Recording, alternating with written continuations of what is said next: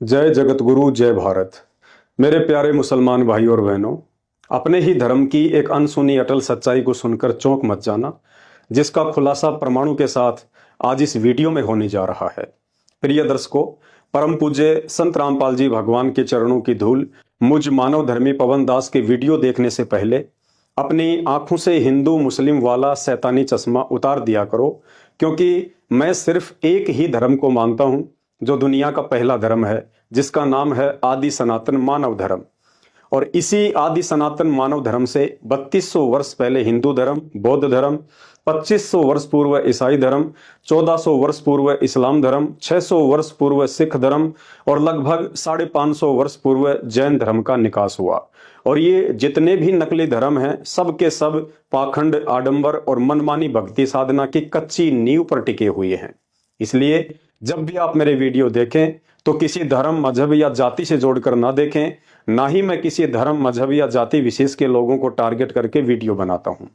मैं सिर्फ अपने गुरुदेव के आशीर्वाद से समाज में भक्ति के नाम पर फैल रहे आडंबर व पाखंड को जनमानस के सामने लाकर रखता हूं, फिर चाहे वो हिंदू समाज हो या मुस्लिम समाज हो। इसलिए वीडियो देखने से पहले आप चाहे हिंदू हैं या मुसलमान, अपनी नजर और नजरिया दोनों साफ रखें। मैं जो भी बात अपनी वीडियो में कहता हूं या कहूंगा, उसका पुख्ता प्रमाण भी दूंगा, क्योंकि परम पूज्य संत रामपाल जी महाराज जी के भगत सोशल मीडिया पर दुनिया वालों की तरह पैसे और पब्लिसिटी बटोरने की भूख में समाज को गुमराह नहीं करते हैं। तो बात चल रही है उस पाखंड और आडंबर की, जिसे भेड़ चाल की तरह देखा देखी में मुसलमान समाज सदियों से फॉलो करता आ रहा है। जिस पाखंड का नाम है सुन्नत या खतना करवाना, मूछ कटवाना और सर पर टोपी पहनना, जबकि इसके पीछे की हकीकत से वर्तमान का कोई भी मुसलमान परिचित नहीं है कि इस्लाम धर्म में सुन्नत करवाने, मूछ कटवाने और टोपी पहनने की शुरुआत कब, क्यों और कैसे हुई थी। वह औरत कौन थी जिसने गुस्से में आकर सजा के तौर पर अपने नौकरों से हजरत मोहम्मद के लिंग का आगे का पूरा हिस्सा ही कटवा दिया था। जिस औरत ने बेइज्जत करने के लिए सामान्य व्यक्ति की तरह लंबी लंबी दाढ़ी मूछ रखने वाले हजरत मोहम्मद की मूछें कटवा दी थी। जिस औरत ने बेइज्जत करने के लिए हिंदुओं की तरह लंबी चोटी रखने वाले हजरत मोहम्मद की चोटी कटवा दी थी। जिसके बाद अपनी बेइज्जती के डर से शर्मिंदा होकर खुद हजरत मोहम्मद ने इस घटना पर पर्दा डालकर अपने अनुयायियों से इस्लाम की दीक्षा से पहले सुन्नत करवाने, मूछ कटवाने और टोपी पहनने की एक परंपरा शुरू करवा दी, ताकि हकीकत से पर्दा ना उठ जाए।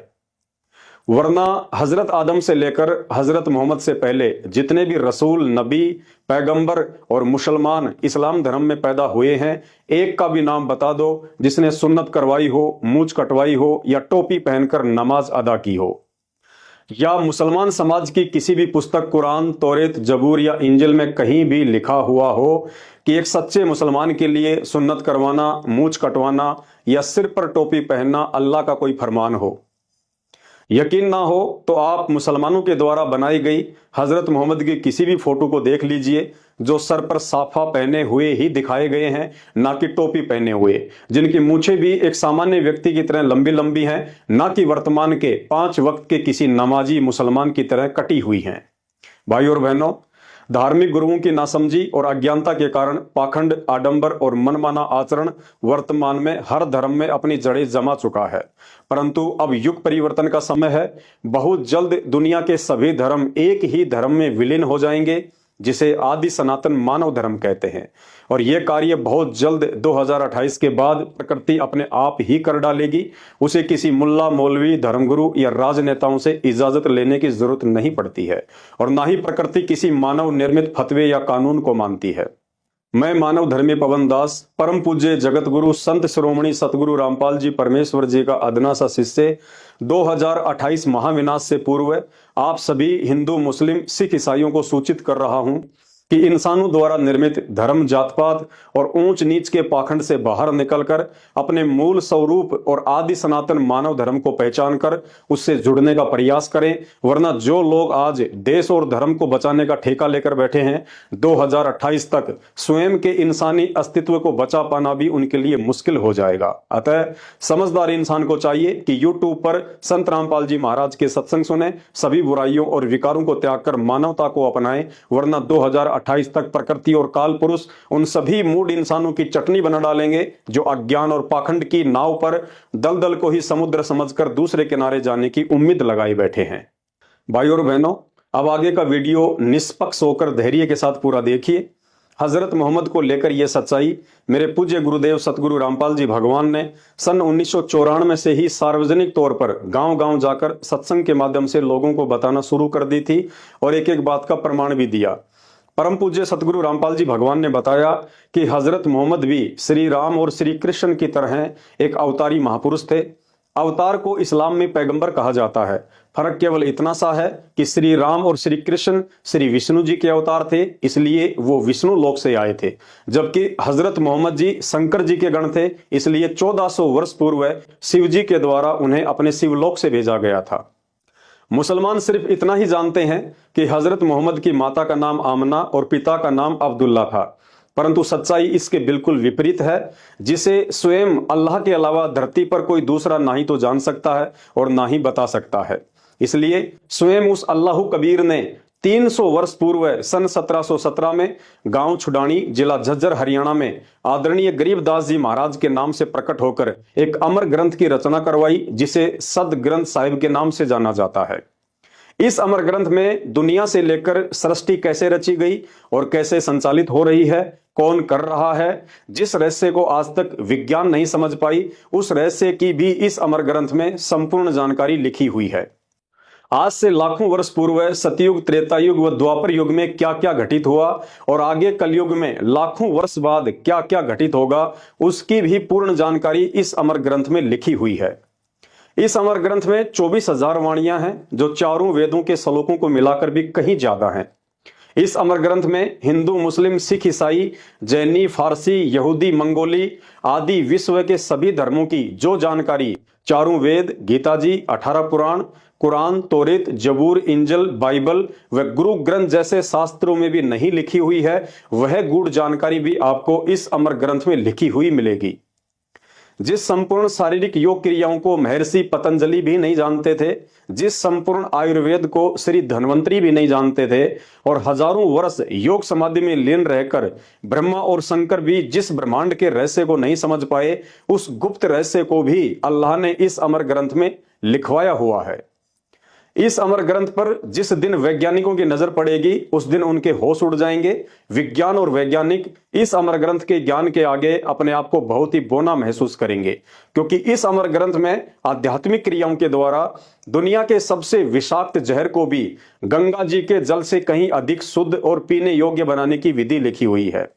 इस अमर ग्रंथ में किसी भी बड़ी से बड़ी प्राकृतिक आपदा को आध्यात्मिक क्रियाओं के द्वारा रोकने की संपूर्ण विधि लिखी हुई है, जैसे बाढ़, भूकंप, अतिवृष्टि या अकाल आदि गिरना।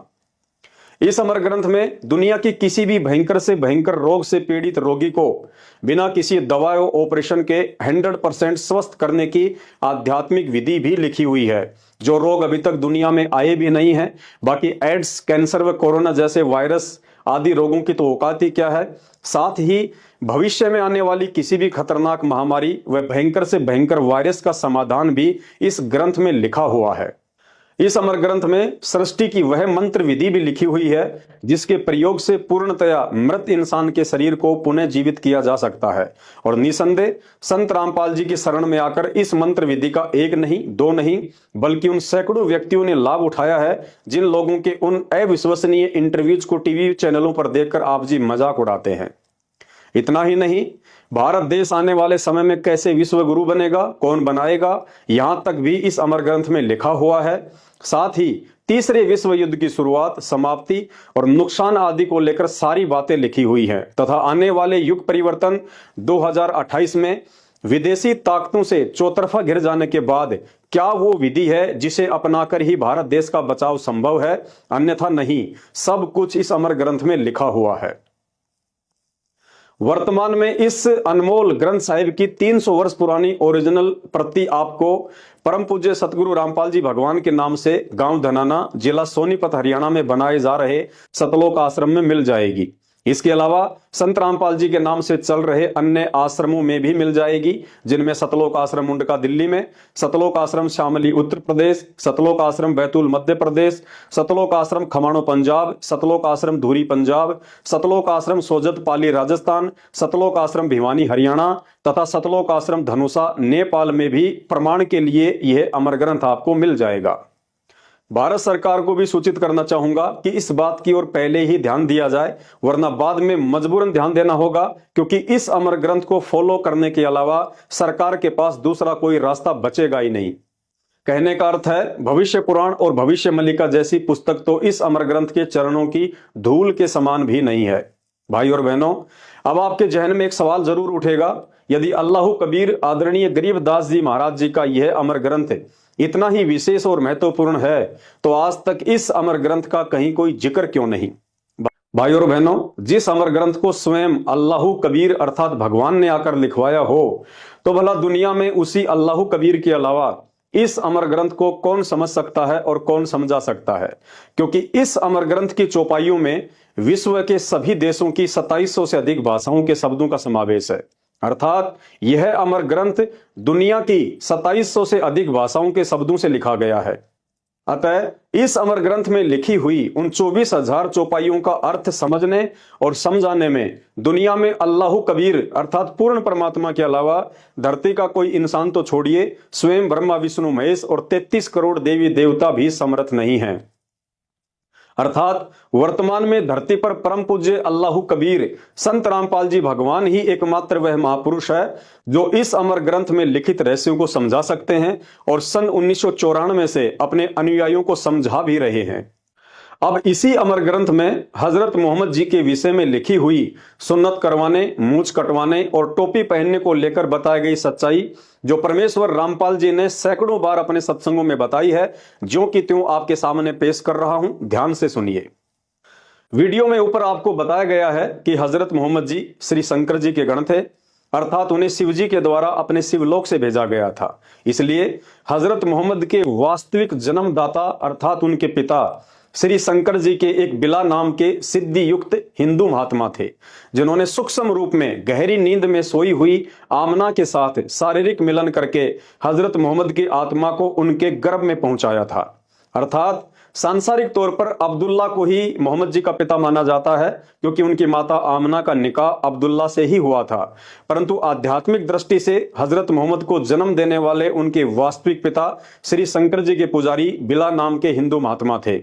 इस गुप्त रहस्य का जिक्र इसी अमर ग्रंथ के अथ मोहम्मद बोध नामक चैप्टर में स्पष्ट लिखा हुआ है। जब हजरत मोहम्मद अपनी माता आमना के गर्भ में थे तो उनके सांसारिक पिता अब्दुल्ला की एक बीमारी के कारण मौत हो गई थी। अर्थात जन्म लेने से पहले ही पैगंबर हजरत मोहम्मद जी अनाथ हो गए थे। जन्म के बाद 5-6 वर्ष के हुए तो उनकी माता आमना का निधन हो गया। अर्थात पैगंबर हजरत मोहम्मद जी को बचपन से ही यतीमी का जीवन जीना पड़ा। दादा अब्दुल मुतल्लब ने हजरत मोहम्मद को पाल पोस के बड़ा किया, लेकिन 11-12 वर्ष के हुए तो दादा भी दुनिया से चल बसे। फिर उनके चाचा ने उनको सहारा दिया। 25 साल के हुए तो हजरत मोहम्मद का निकाह एक 40 वर्षीय 2 बार की विधवा दौलतमंद खदीजा नाम की औरत से हुआ। श्री शंकर जी के शिवलोक से आए हुए गण होने के कारण बचपन से ही उनकी भक्ति में रुचि थी। बड़े होने पर यह तड़प और अधिक बढ़ने लगी। एकांत में पहाड़ की गुफाओं में जाकर कई दिन तक ध्यान में बैठे रहते थे। कुछ समय बाद शैतान अर्थात काल ने गला दबा दबाकर जबरील नाम के फरिश्ते के द्वारा इनके ऊपर आयतें उतारी। आयत वाला यह विवरण तो आपको हजरत मोहम्मद की जीवनी में इस्लाम की लगभग हर पुस्तक में आसानी से पढ़ने को मिल जाएगी, परंतु अब आगे का जो सत्य विवरण है वो आपको सिर्फ अमर ग्रंथ में संत रामपाल जी महाराज के सत्संग सुनने से ही मिलेगा, जो इस प्रकार है। एक समय हजरत मोहम्मद ने अपनी पत्नी से कहा कि मैं इस्लाम के प्रचार प्रसार के लिए अरब देशों में जाना चाहता हूं। पत्नी ने कहा कि बेशक जाओ, लेकिन मुझे एक बात का डर है, कहीं आप पर स्त्री के संपर्क में आकर अपना धर्म कर्म नष्ट ना कर दो। हजरत मोहम्मद ने कहा कि ऐसा बिल्कुल भी नहीं होगा। पत्नी ने कहा, यदि ऐसा हुआ तो आप क्या करेंगे? हजरत मोहम्मद जी ने कहा, जो सजा आप दोगी मुझे मंजूर होगी। खदीजा ने अपने 3 वचन लेकर जाने की अनुमति दे दी, लेकिन पीछे से खदीजा ने जासूसी के तौर पर अपने कुछ सैनिक भी भेज दिए। कुछ समय बाद सैनिकों ने बताया कि हजरत मोहम्मद जी के कुछ गैर औरतों के साथ शारीरिक संबंध हो चुके हैं। खदीजा ने हजरत मोहम्मद जी को वापस बुलवाकर इस बात की पुष्टि के लिए पूछा कि मैंने आपके विषय में ऐसा ऐसा सुना है, क्या यह सत्य है? मोहम्मद जी ने फरमाया कि बिल्कुल सत्य है, मेरे से यह गलती हुई है। खदीजा ने कहा, अब आपके साथ क्या किया जाए? मोहम्मद जी ने कहा, जो सजा आप देंगी मुझे मंजूर होगी, क्योंकि मैं आपका गुनहगार हूं। नाराज पत्नी ने पहली सजा के तौर पर अपने सैनिकों से हजरत मोहम्मद के लिंग का आगे का हिस्सा कटवा दिया। दूसरी सजा के तौर पर बड़ी बड़ी दाढ़ी मूछ रखने वाले हजरत मोहम्मद की अकेली मूछें मुंडवा दी। और तीसरी सजा के तौर पर हिंदुओं की तरह लंबी चोटी रखने वाले हजरत मोहम्मद की चोटी कटवा डाली। और खदीजा ने कहा, अब आप मेरी तरफ से बिल्कुल स्वतंत्र हैं, कहीं भी जाइए और कुछ भी कीजिए। इस अटल सच्चाई को 600 वर्ष पूर्व कबीर जी ने भी अपने कबीर सागर में एक भजन के माध्यम से लिखवा दिया था, जिस भजन को सैकड़ों वर्षों से हिंदुस्तान में सभी कबीरपंथी गाते आ रहे हैं। लेकिन अल्लाह कबीर संत रामपाल जी के अलावा इस रहस्य को सही से कोई नहीं समझा पाया, जिसमें कबीर जी ने मोहम्मद जी के लिंग और मूछें काटे जाने के विषय में स्पष्ट जिक्र किया हुआ है। सुनिए उन्हीं कबीर पंथियों के द्वारा यह भजन। इस भजन को सुनने के बाद में ये सारी बातें आपको आसानी से समझ में आएंगी। भजन है, मेरे साधो भाई मन सब जग भूलिया पाया, सब जगह भूलिया पाया हमने भाई संतों, सब जगह भूलिया पाया। हाँ इसी भूल में मोहम्मद भूले नारा मजहब बनाया, इसी भूल में मोहम्मद भूले नारा मजहब बनाया। पर क्रिया से प्रीत लगा के लिंग और मुझे कटाया हमने भाई सब जगह भूलिया पाया रे, हमने भाई सालो सब जगह भूलिया पाया। मेरे साधो भाई मन सब जगह भूलिया पाया, इसी भूल में मोहम्मद भूला जिन नाराय मजहब बनाया, इसी भूल में मोहम्मद भूला जिन नाराय मजहब बनाया। पर तरिया सिंह फिरा भटकता लिंग और मूछ कटाया, मेरे साधो भाई सब जगह भूला पाया। भाई और बहनों, जिस समय यह घटना घटी उस समय तक हजरत मोहम्मद जी के काफी संख्या में इस्लाम को मानने वाले अनुयायी हो चुके थे। जब हजरत मोहम्मद अपने अनुयायियों के पास गए तो उन्होंने पैगंबर को ऐसे हालात में देखकर उनसे सवाल किया कि आपने मूछ और चोटी क्यों कटवा डाली? मोहम्मद जी ने अपनी बेइज्जती के डर से संपूर्ण घटनाक्रम को छुपाते हुए अपने अनुयायियों से कहा कि भाई देखो, अब इस्लाम के मानने वालों की संख्या तेजी से बढ़ती जा रही है, अतः इस्लाम को मानने वाले मेरे अनुयायियों की आज के बाद एक अलग ही पहचान होनी चाहिए। शिष्यों ने कहा, जी क्या पहचान होनी चाहिए? तो मोहम्मद जी ने कहा, आज के बाद इस्लाम की दीक्षा लेने वाले के लिए सुन्नत करवाना, मूछें साफ रखना और सिर पर टोपी पहनना अनिवार्य होगा। उसके बाद सभी शिष्यों ने उसी दिन से मोहम्मद जी के इस मनमुखी आदेश की पालना शुरू कर दी और वही मनमुखी आदेश आगे चलकर मुसलमान धर्म में सुन्नत करवाना, टोपी पहनना और मूछ कटवाना एक परंपरा बन गई जो अभी तक चल रहा है। मुसलमान भाइयों, वैसे तो किसी भी जीव की हत्या करने वाले, मांस खाने वाले और पकाने वाले इंसान की बुद्धि भ्रष्ट हो जाती है, दया, धर्म और इंसानियत भी नामात्र ही रह जाती है। फिर भी अगर जरा सी भी सोचने समझने की शक्ति शेष हो तो शांति से बैठकर कभी विचार करना। जिसे तुम अल्लाह का नबी कहते हो, जिसे दुनिया का सबसे पाक इंसान कहते हो, जिसने इस्लाम धर्म की नींव डाली थी, जिसने कभी शराब तक नहीं पी, जिसने कभी जीवन में मांस को छुआ तक नहीं, जिसके जैसी इबादत आज का मुसलमान सौपन में भी नहीं कर सकता, जिसे दुनिया अल्लाह के रसूल हजरत मोहम्मद के नाम से जानती है, पाक साफ रहकर भक्ति करते करते भी उस हजरत मोहम्मद की आंखों के सामने उनके तीनों बेटे अल कासिम, अब्दुल्ला और इब्राहिम की अकाल मौत हुई और 63 साल की उम्र में खुद हजरत मोहम्मद जी की बीमारी से तड़प तड़प कर अकाल मौत हुई। आप मुसलमान समाज के विद्वानों के द्वारा लिखी हुई यह पुस्तक जीवनी हजरत मोहम्मद सल्लल्लाहु अलैहि वसल्लम, जिसके लेखक मोहम्मद इनायतुल्लाह सुबानी, प्रकाशक हैं D307 दावत नगर, अबुल फजल एनक्लेव, जामिया नगर, नई दिल्ली। Mobile number 26981652। चश्मा लगाकर इस पुस्तक के पेज नंबर 324 से 328 तक पढ़ लेना। 1400 वर्ष पहले जब लोग 100 वर्ष से ऊपर का निरोगी जीवन जिया करते थे, उस समय मात्र 63 साल की उम्र में अल्लाह के नबी हजरत मोहम्मद की कैसे बुखार से तड़प तड़प कर मौत हुई थी। बाप की तकलीफ देखकर बेटी हजरत फातिमा भी रो रो कर अल्लाह से यही दुआ कर रही थी कि हाय मेरे बाप की बेचैनी, हाय मेरे बाप की बेचैनी। स्पष्ट लिखा हुआ है, पढ़ लेना। तो सोचिए, यदि आज के मुसलमान की तुलना हजरत मोहम्मद से की जाए तो आज का नमाजी मुसलमान जो सप्ताह में 7 दिन जीव हत्या करता है, मांस खाता है, शराब पीता है, बीड़ी सिगरेट गुटखा खाकर नशा करता है, तो सोचिए आज के ऐसे मुसलमान का अंत क्या होगा जिसका दीन धर्म सब भ्रष्ट हो चुका है। मुसलमान भाइयों, शैतान को ही अल्लाह समझकर शास्त्र विरुद्ध भक्ति करने वाले हजरत मोहम्मद को भी अल्लाह कबीर आकर मिला था, उन्हें ज्ञान भी समझाया था, अपना सतलोक भी दिखाया था, लेकिन शैतान द्वारा भेजे गए जिब्राइल फरिश्ते के डर से हजरत मोहम्मद ने अल्लाह कबीर की सत्य भक्ति को कुछ दिन करके छोड़ दिया और उसी शैतान की आधी अधूरी भक्ति पर स्वयं भी आजीवन लगा रहा और मुसलमान समाज को भी आरूढ़ करके चला गया। नतीजा आप सबके सामने इस पुस्तक में लिखा हुआ है कि जिसका अंत इतना दर्दनाक हुआ हो वो जन्नत में कहां गया होगा। अर्थात कहावत है, जिसका यह लोक सुखी नहीं उसका परलोक कभी भी सुखी नहीं हो सकता। लेकिन दुनिया सहित आज के मुसलमानों को पुनः एक मौका देने के लिए वही अल्लाह कबीर संत रामपाल जी भगवान के रूप में साक्षात सन 1951 से धरती पर अपनी सत्य भक्ति लेकर प्रकट है। ये वही अल्लाह है जो हजरत आदम से लेकर हजरत मोहम्मद तक सभी नबियों को मिला और अपनी पूर्ण मोक्ष वाली भक्ति समझाने का प्रयास किया, लेकिन उन्होंने अपनी नासमझी के चलते उनकी भक्ति को महत्व न देकर शैतान की इबादत करते करते मरने के बाद अंत में पितरलोक में जाकर अपना जीवन बर्बाद किया। इसी पुस्तक के पेज नंबर 169 पर स्पष्ट लिखा हुआ है कि जब जिब्रील हजरत मोहम्मद को ऊपर आकाश में लेकर गया तो हजरत मोहम्मद ने देखा कि इंसानों का बाप हजरत आदम नरक में कष्ट भोग रही अपनी बुरी संतानों को देखकर वहां बैठा बैठा रो रहा है। अर्थात मरने के बाद भी हजरत आदम सुखी नहीं।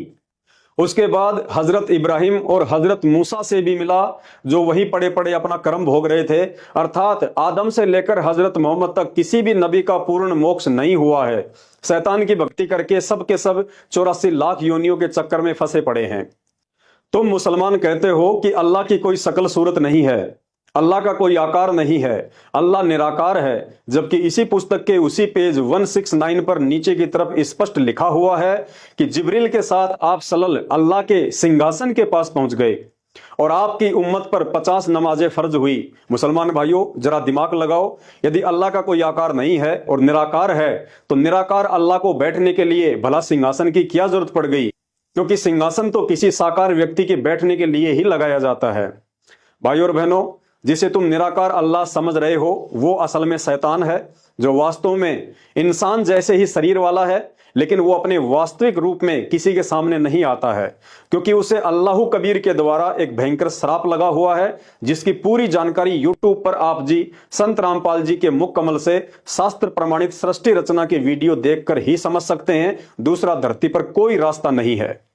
अब वीडियो के अंत में देश दुनिया के तमाम मुसलमान भाई बहनों से प्रार्थना करना चाहूंगा कि इस अटल सच्चाई को स्वीकार करने के लिए 300 वर्ष पुराना और विश्व की 2700 से ज्यादा भाषाओं के शब्दों से युक्त आदरणीय गरीबदास जी के अमर ग्रंथ और जीवनी हजरत मोहम्मद नामक इस पुस्तक से बढ़कर कोई प्रमाण नहीं हो सकता। भाई और बहनों, अल्लाह अर्थात भगवान के अलावा धरती पर कोई भी ऐसा पीर पैगंबर और अवतार पैदा नहीं हुआ है जिसने अपने जीवन काल में गलतियां ना की हों, क्योंकि सृष्टि में एक अल्लाह के अलावा चाहे हिंदुओं के अवतार हो या मुसलमानों के पैगंबर, सब के सब जीव श्रेणी में हैं और शैतान अर्थात काल को ही अपना अल्लाह मानकर पूजते रहे और दुनिया से पुजवाते रहे। इस गहरे आध्यात्मिक मसले को संत रामपाल जी महाराज के द्वारा बताई गई शास्त्र प्रमाणित सृष्टि रचना को सुने बिना आप लाख जन्म भी नहीं समझ पाएंगे। विचार करो, ये धर्म और जात पात की बेड़ियां उस वास्तविक अल्लाह कबीर ने नहीं बनाई हैं, क्योंकि अल्लाह शैतान की तरह इतना निर्दयी नहीं है जो पहले इंसान बनाएगा फिर उन्हें आपस में मर मिटने के लिए धर्म और जातियों की बेड़ियों में बांध देगा। आप मुसलमान खुद ही कहते हो कि अल्लाह एक है। यदि अल्लाह एक है तो उसका धर्म भी एक ही होना चाहिए था। फिर ये 50 धर्म क्यों और किसने चलवा दिए? यह रहस्य भी संत रामपाल जी के मुख कमल से सृष्टि रचना सुनने से ही समझ में आएगा। आप मुसलमान खुद ही कहते हो कि इस्लाम धर्म अल्लाह ने बनाया है, तो भाई तुम्हारा अल्लाह इतना कमजोर कैसे हो गया जो 1400 वर्षों से इस्लाम धर्म को दुनिया का नंबर 1 धर्म नहीं बना पाया। आज भी दुनिया में तुम दूसरे नंबर पर ही खड़े हो। यह रहस्य भी संत रामपाल जी के मुख कमल से सृष्टि रचना सुनने से ही समझ में आएगा। आप मुसलमान खुद ही कहते हो कि अल्लाह एक है और उसी ने यह कायनात बनाई है, तो तुम्हारा अल्लाह इतना कमजोर कैसे हो गया जिसकी कायनात में आज दुनिया के 70% लोग उसी एक अल्लाह को मानने के बजाय तरह तरह के भगवान बनाकर उन्हें पूज रहे हैं। भाई और बहनों, ये रहस्य भी संत रामपाल जी के मुख कमल से सृष्टि रचना सुनने से ही समझ में आएगा। आप मुसलमान खुद ही कहते हो कि अल्लाह कादर है, तो भाई फिर उस कादर अल्लाह ने पूरी दुनिया के इंसानों की एक ही भाषा क्यों नहीं बनाई? अपने ही बंदों को तुम्हारे अल्लाह ने क्यों अलग अलग देश बनाकर टुकड़ों में बांट दिया, जिन टुकड़ों के लिए आए दिन दुनिया में युद्ध होते रहते हैं? भाई और बहनों, यह गुप्त रहस्य भी संत रामपाल जी भगवान के मुख कमल से सृष्टि रचना सुनने से ही समझ में आएगा। तुम्हारा अल्लाह एक है, तो क्यों उस अल्लाह ने किसी को काला तो किसी को गोरा, किसी को अमीर तो किसी को गरीब बनाकर दुनिया को 2 हिस्सों में बांट दिया? क्या अल्लाह भी इंसानों की तरह भेदभाव करता है? भाई और बहनों, ये रहस्य भी संत रामपाल जी भगवान के मुख कमल से सृष्टि रचना सुनने से ही समझ में आएगा। आप मुसलमान खुद ही कहते हो कि अल्लाह का कोई आकार नहीं है, उसे देखा नहीं जाता है और ना ही अल्लाह इंसानी रूप में धरती पर आता है। तो भाई, जो ना आता है, ना जाता है, ना दिखाई देता है, ना उसका कोई रूप है, ना आकार है, ना वो किसी से मिलता है, ना बात करता है, ना तुम्हें ये पता कि वो रहता कहाँ है, करता क्या है, खाता पीता क्या है। अरे भाई, विचार करो, फिर तुम इबादत किसकी करते हो? नमाज और रोजा किसके लिए करते हो? जब वो सुनता ही नहीं है तो बंग मारकर अजान किसे सुना रहे हो? तुम्हारी तो थ्योरी और प्रैक्टिकल दोनों ही गड़बड़ हैं। भाई और बहनों, ये गुप्त रहस्य भी संत रामपाल जी भगवान के मुख कमल से सृष्टि रचना सुनने से ही समझ में आएगा। भाई और बहनों, यही कारण है कि अल्लाह की पहचान और उसकी सच्ची इबादत से दूर होने के कारण इस्लाम को चलाने वाले जिस हजरत मोहम्मद ने कभी जीवन में मांस को हाथ तक नहीं लगाया, आज वही इस्लाम जीव हत्या करने और मांस खाने में दुनिया में 1 नंबर पर पहुंच गया है। सब के सब नशा, मांसाहार, चोरी, जारी, ठगी, रिश्वत, मिलावट, झूठ, पाखंड, लड़ाई झगड़े और व्यभिचार जैसे कुकर्मों में लिप्त हैं और फिर भी सर्वश्रेष्ठ होने का सूखा ढोल पीटते रहते हैं। जब जब देश दुनिया पर मुसीबत आती है तो इंसानों की मदद के लिए ना तो मुसलमानों का अल्लाह सामने आता है, ना हिंदुओं का राम और ना ही ईसाइयों का जीसस।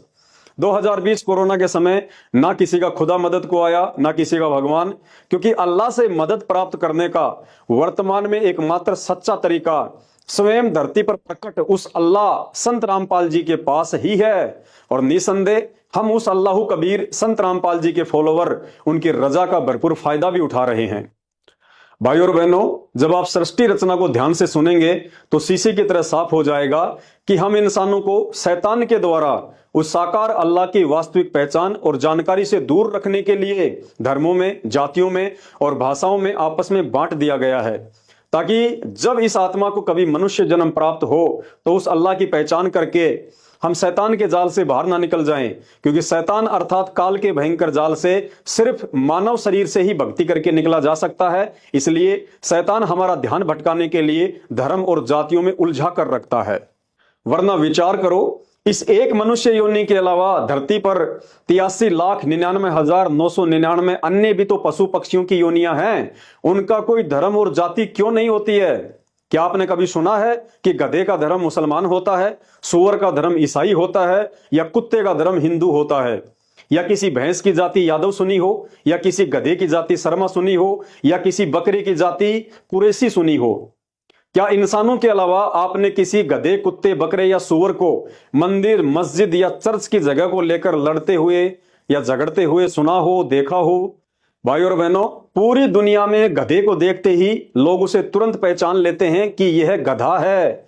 लेकिन आज इंसान की पहचान करना बड़ा मुश्किल है कि यह हिंदू है, मुसलमान है, सिख है या ईसाई है। अर्थात धर्म और जातियों में बटे हुए हम इंसानों से वो गधा लाख गुना अच्छा है जिसकी कम से कम एक पहचान तो है कि मैं मंदिर में जाऊं तो भी लोग मुझे गधाई कहेंगे, मस्जिद में जाऊं तो भी लोग मुझे गधाई कहेंगे, और चर्च के सामने खड़ा दिख जाऊं तो भी लोग गधाई कहेंगे। लेकिन सर्वश्रेष्ठ योनि, मनुष्य योनि में जन्मे इंसान की पहचान आज गधे से भी घटिया हो चुकी है। जानवर उस समय तक किसी भी मादा पर गंदी नजर नहीं डालता है जब तक कि वह मादा जवान होकर गर्भ धारण करने के लिए स्वयं तैयार ना हो। और अपने आप को हिंदू, मुसलमान, सिख, ईसाई कहलाने वाले इंसानों की हर दिन अखबारों में नाबालिग बच्चियों के साथ बलात्कार की खबरें छपती रहती हैं। भाई और बहनों, ये सब शैतान अर्थात काल का षड्यंत्र है। इस षड्यंत्र से तो मानव जाति के उत्पत्तिकर्ता ब्रह्मा, विष्णु, महेश, उनके अवतार और पैगंबर भी अभी तक नहीं निकल पाए हैं। लेकिन आज मनुष्य जन्म प्राप्त करके, चाहे हिंदू हो या मुसलमान, हमारे पास मौका है कि उस शैतान के ऊपर की महाशक्ति वो अल्लाह कबीर संत रामपाल जी साक्षात धरती पर प्रकट हैं। उन्हें अपने जैसा हाड़ मांस के शरीर वाला सामान्य व्यक्ति समझकर अपने पैरों पर कुल्हाड़ी मत मारिए। आज आप उनकी शरण में आकर इस कलयुग में सिर्फ उनके द्वारा बताई गई इबादत करके ही इस शैतानी जाल से बाहर निकल सकते हैं। उसके लिए यह जरूरी है कि हमारे ज्ञानहीन पेट पुजारी, मुल्ला, मौलवी और धर्म गुरुओं के द्वारा सदियों से वेद, कुरान, पुराण, बाइबल, गीता आदि का उल्टा ज्ञान देकर जिस अज्ञान में हमें रंग दिया गया है, हमें उस अज्ञान से बाहर निकलकर निष्पक्ष होकर धैर्य के साथ कुछ दिन यूट्यूब पर परम पूज्य सतगुरु रामपाल जी भगवान जी के सत्संग सुनने की विशेष आवश्यकता है। अन्यथा शैतान के जाल में फंसे रहकर इन धर्म शास्त्रों में वर्णित आदि अधूरी साधना करते करते अगले जन्मों में गधे, कुत्ते, सुअर बनकर महाकष्ट भोगने से ना हिंदू बच सकता है, ना मुसलमान, ना सिख और ना ईसाई। बाकी आपकी अपनी मर्जी है। समझदार को संकेत ही काफी है। यदि आप संत रामपाल जी भगवान को जेल में बैठा हुआ देखकर यह सोच रहे हैं कि जेल में बैठा हुआ इंसान अल्लाह कैसे हो सकता है, तो इसमें आपकी गलती नहीं है। क्योंकि जब जब इस धरती पर स्वयं अल्लाह आता है या अपने पैगंबर या अवतारों को भेजता है, तो उस समय भी लोगों की यही सोच होती है जो आज आपकी है। जब पैगंबर हजरत मोहम्मद जी आए तो उनके विरोधी उन्हें पत्थरों से मारते थे, गालियां निकालते थे, उनका मजाक उड़ाते थे। लेकिन उनके चले जाने के बाद आज उन्हें अल्लाह का दर्जा देकर पूज रहे हैं। लेकिन अब क्या फायदा? त्रेता युग में श्री रामचंद्र जी आए तो उनको भी किसी ने भगवान का अवतार नहीं माना। खुद की सौतेली मां ने उन्हें 14 वर्ष का वनवास करवा दिया। लंका का राजा रावण उनकी पत्नी को उठा ले गया। आदि आदि कष्ट उनको आम व्यक्ति समझकर लोगों ने उस समय दिए। लेकिन उनके चले जाने के बाद आज मंदिर बनाकर उनकी पूजा की जा रही है। लेकिन अब क्या फायदा? द्वापर युग में श्री कृष्ण जी आए, जन्म लेते ही मामा दुश्मन हो गया। कभी पूतना मारने जा रही है, कभी शिशुपाल झगड़ा कर रहा है, कभी जरासिंध, काल्यावन और चानोर जैसे दुष्ट व्यक्ति उन्हें दुखी कर रहे हैं। लेकिन उनके चले जाने के बाद आज उनके मंदिर बनाकर दुनिया उन्हें पूज रही है। लेकिन अब क्या फायदा? अतः प्रार्थना है, आज हम शिक्षित हैं, सारे इतिहास हमारे सामने हैं, इसलिए वर्तमान में संत रामपाल जी भगवान के रूप में धरती पर साक्षात प्रकट परमेश्वर को ना पहचान कर पहले वाले मूर्ख इंसानों की तरह मूर्खता करने से बचें। इन सभी मानव निर्मित धर्मों से दूर रखकर समाज हित में इस वीडियो को ज्यादा से ज्यादा शेयर करें। बंदी छोड़ सतगुरु रामपाल जी भगवान की जय हो।